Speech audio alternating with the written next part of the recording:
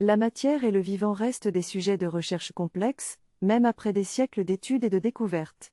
La science continue de repousser les limites de notre compréhension de l'univers, mais de nombreux mystères restent encore à résoudre. La vie, par exemple, est un phénomène incroyablement diversifié qui n'a été observé à ce jour que sur Terre.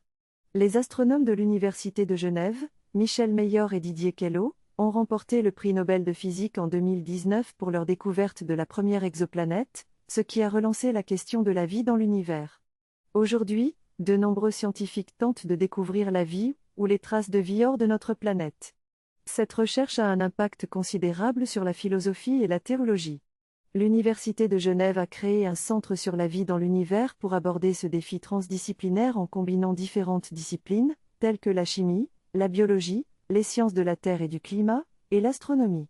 Le programme à ciel ouvert, Sciences et spiritualité offre une occasion unique de discuter de la matière et de la vie, de comprendre le monde qui nous entoure en utilisant une approche interdisciplinaire et de réfléchir sur des thématiques à la frontière entre la science et la spiritualité.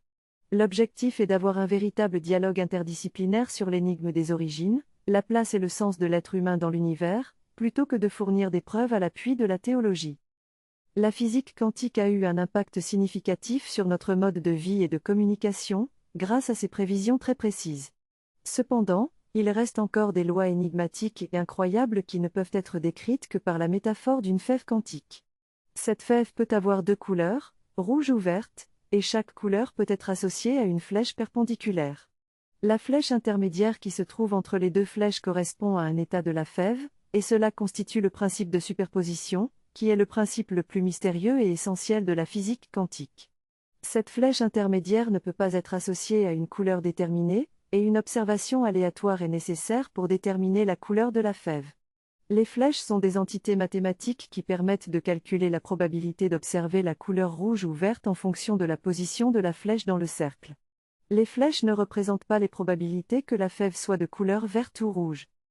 L'énergie et la matière dans l'univers sont divisées en trois secteurs, soit la matière visible, l'énergie sombre et la matière sombre.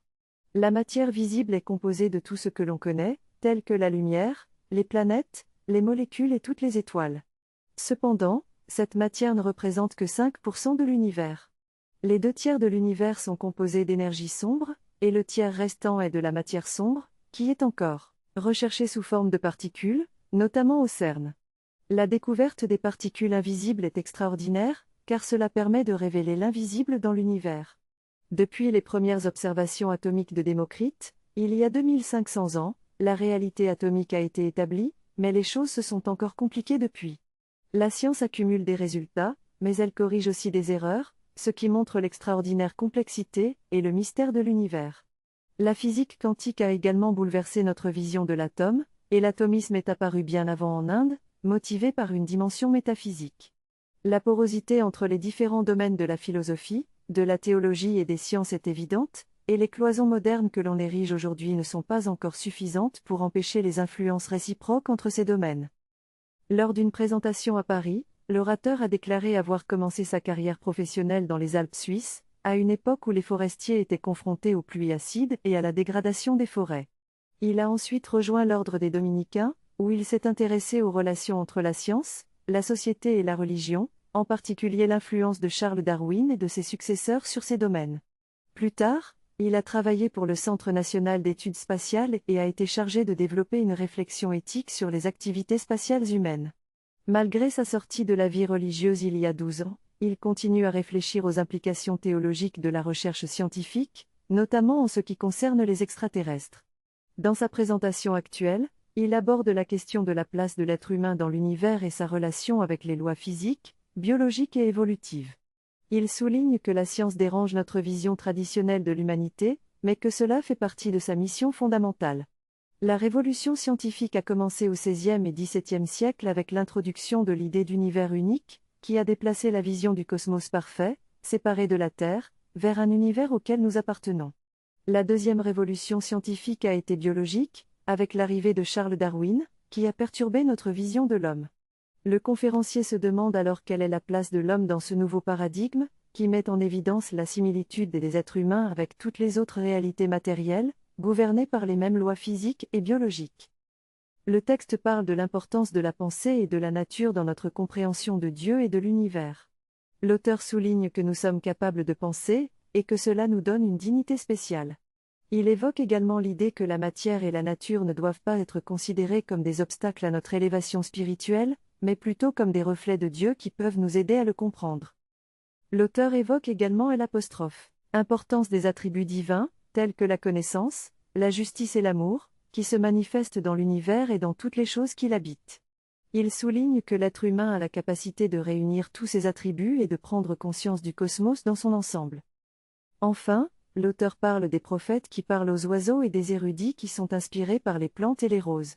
Tout dans l'univers est imprégné du souffle divin, et l'être humain a la capacité de reconnaître cela, et de s'en inspirer pour se rapprocher de Dieu. Le Muséum national d'histoire naturelle est un spécialiste de l'évolution moléculaire et des origines de la vie. Elle a publié plusieurs livres et articles à destination du public spécialisé et du grand public. Elle est également rédactrice en chef de la revue Art et Sciences et directrice du département Berlogis Médestine, d'une maison d'édition internationale établie à Londres. Son intérêt pour les sciences de la vie a été éveillé très tôt par la question de l'origine des premières cellules vivantes.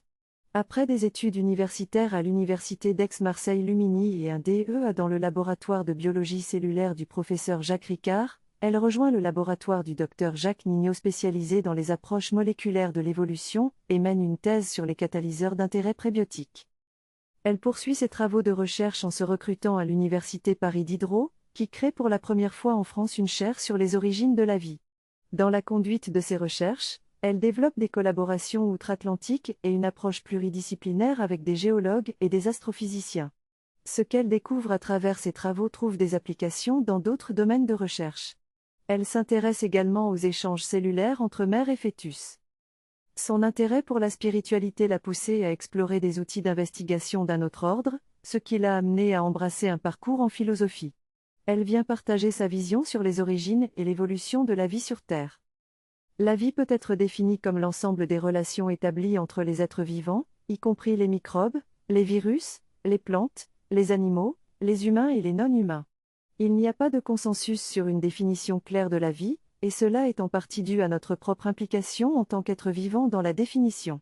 Les astrobiologistes cherchent à identifier des biosignatures pour détecter la vie dans l'univers, mais ils doivent choisir une définition parmi les plus de 200 qui existent actuellement.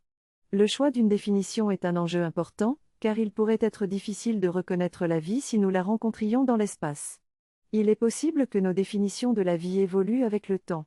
Dans l'adaptation théâtrale du roman de Vercors Les animaux dénaturés, il est question de l'humanité et la reconnaissance de soi en tant qu'être vivant. Michel Henry, dans son livre Je suis la voie, la vérité, la vie, suggère que la vie est la génération et que le vivant est la naissance. Cette synthèse porte sur la dernière partie d'une table ronde qui s'est tenue à la faculté de théologie de l'Université de Genève. Les intervenants ont évoqué l'importance de la responsabilité dans la préservation de la sacralité de l'ensemble du cosmos, ainsi que de l'interdisciplinarité, de l'interculturalité et de l'interspiritualité pour y parvenir. Ils ont souligné que bien que les avancées technologiques aient doté l'humanité des moyens nécessaires pour relever les défis, la désintégration humaine est tout à fait alignée avec la désintégration observée sur Terre. Le lien ombilical entre l'être humain et le cosmos est vital, et doit être préservé. La doyenne de la faculté de théologie a remercié les intervenants pour leur contribution à la table ronde et a souligné l'importance de la quête interdisciplinaire et de la prise de conscience de notre responsabilité.